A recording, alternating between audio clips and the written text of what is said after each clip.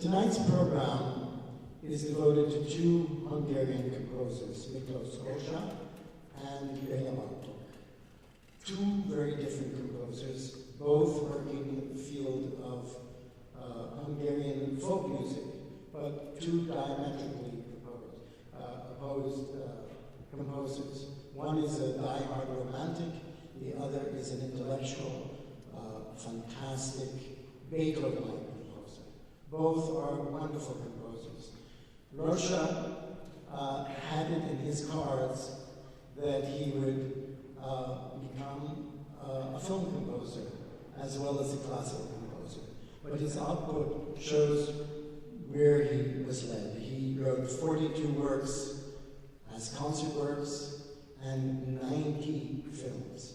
Now that's a lot of music. 90 films is, we would say, probably most films take up at least an hour of music. So that's 90 hours of music that he wrote for that. He led a very interesting life. He was born in Hungary. He went to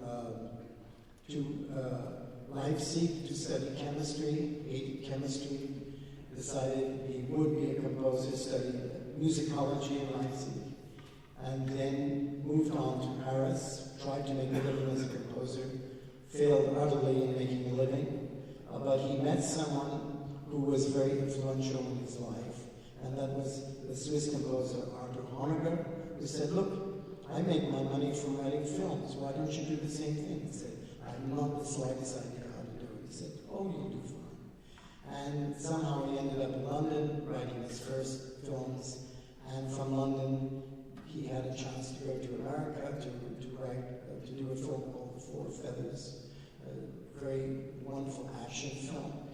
And that film, because of the war, had to go to America. Rózsa moved to America and lived there for the rest of his life.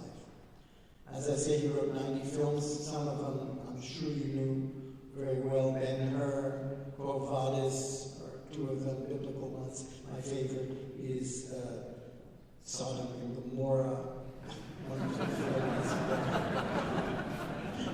And the last film he wrote is, if you could ever rent it, you should get it. It's called Dead Men Don't Wear Plaid. But he wrote every genre of film. And he really was probably the most used Hollywood composer there was.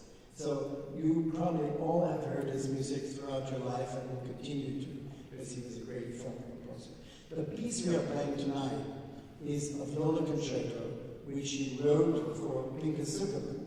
Now, Pinchas is still a young man, but he wrote this in 1979 for Zukerman, who then was really not only a great violinist, but had just taken up the viola and wanted something really a show-off piece. And this is what it is. A fantastic four-movement concerto full of rich melodies, which will probably remind you of some of Rózsa's film music, but also very virtuoso for the viola.